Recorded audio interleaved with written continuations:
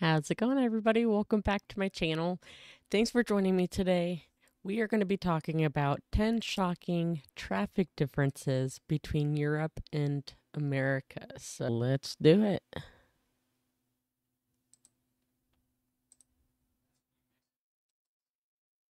Hi guys, I spent more than 2 weeks on the West Coast last year, and I was shocked by many things which are very different from Europe.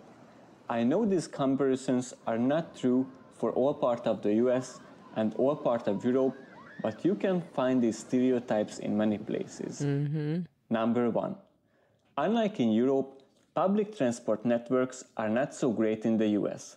The lines are not so extensive and the buses, trains run less frequently. Probably that is the reason why old or very poor people are using it. They can't drive a car or not afford one. In Europe, all level of the society is using public transport, from young to old, from poor to rich, as this is the fastest way to commute within the city. Unfortunately, most US cities were built after the introduction of the automobile, giving limited to no chance spreading to the public transport networks within the city.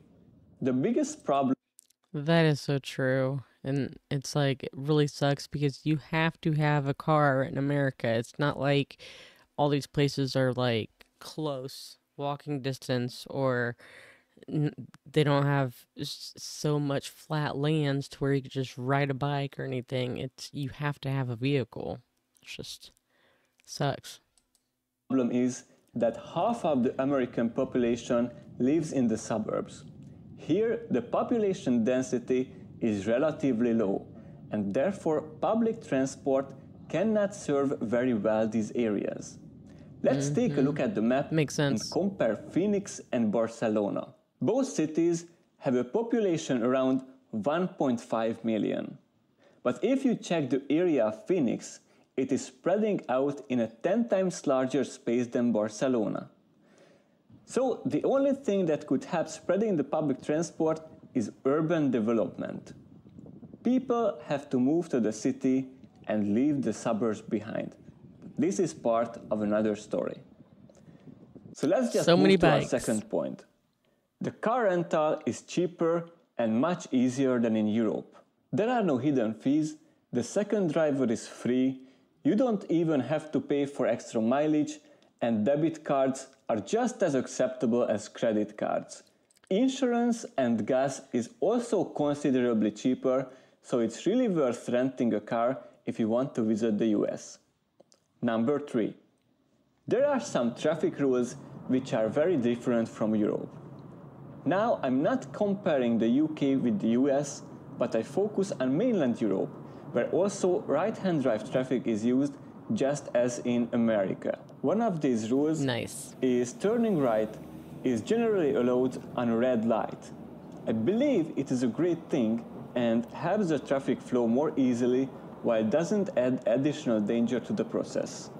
In Europe, you can turn on the red light only if there is an additional light which shows a green arrow pointing to the right. Number 4. On the other hand, turning left in the US... That's pretty typical. I've always known like right on red, but you yield. So you gotta like, you just gotta look at traffic and, use your brain. Is a nightmare. Designated left turn traffic lights are rare, and mostly you get solid green, which means you can expect traffic from the opposite direction. I find this extremely dangerous and also can block and slow the traffic. Number 5. The next one is the interchanges. They, especially in the city, are so close to each other that due to heavy traffic and the 5, 6, 7 lanes, it is impossible to change routes. Many of them should be redesigned to be more user-friendly.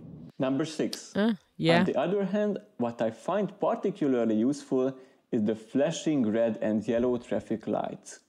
In Europe, when the traffic light is not operating, there is only yellow flashing, and you have to rely on additional signs to decide who has the right of way. But in the US, red flashing is equivalent to a stop sign, while yellow flashing is a free to go. You just have to be cautious. Yes. This is something I would like to see to be implemented in the EU as well. Well, actually, it's like slow down because it's getting ready to turn red. So yeah. Number 7. Let's continue with the intersections. If there are no traffic lights, usually a simple stop sign can tell you whether you have a right-of-way or not.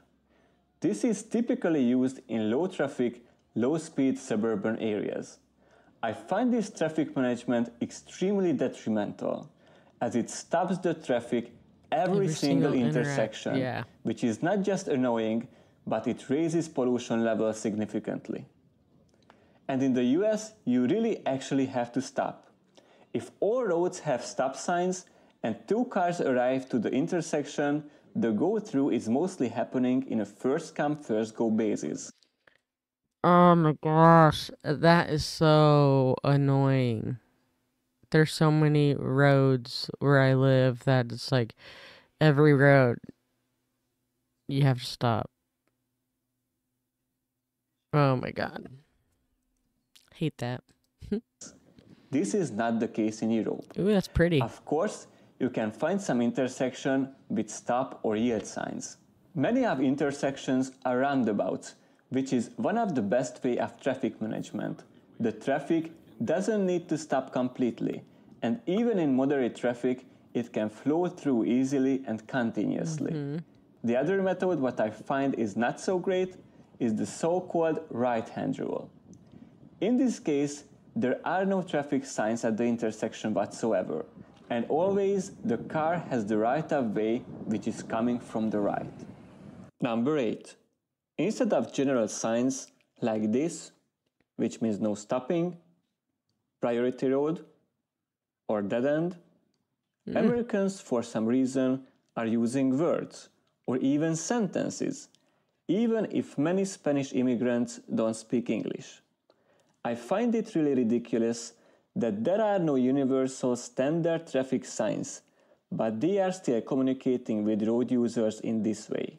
It can slow down the traffic and make it more dangerous, as you need to read the whole thing instead of just quickly looking at the sign. I completely agree with that. I didn't know any of those traffic signs that he showed me or showed us. 9. The traffic doesn't keep right. Here in the EU, you are obliged to keep right in multi-lane roads, especially on the highway.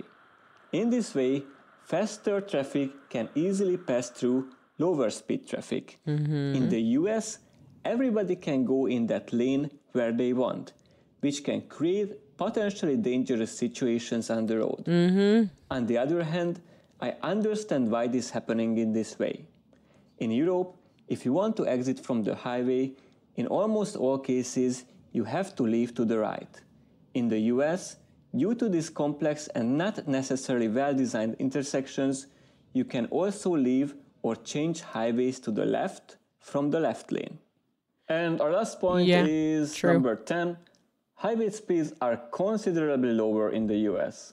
And now I don't count the German Autobahn, where there is no speed limit.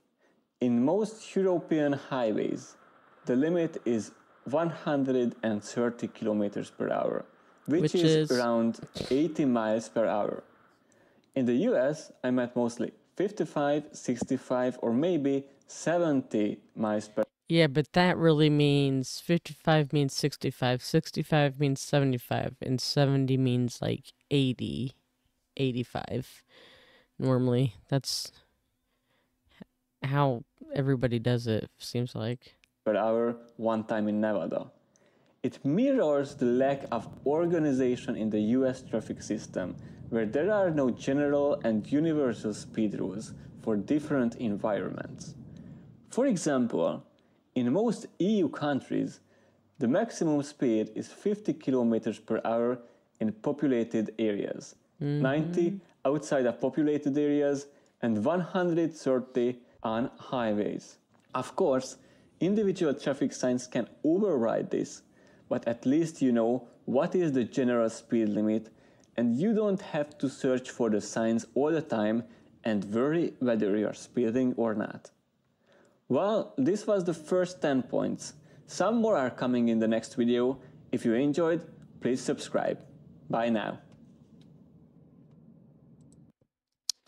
Yeah, that wasn't as bad as I thought. Thought they were gonna rag on US a little bit more than they did, but guess there's another video coming out and I actually may watch that. But if there's any other rules anybody has, make sure you put it into the comments. I want to hear about them, whether it's from America or Germany or your whatever. And I will be down in the comments waiting. So thanks for watching and chat later. Bye, guys.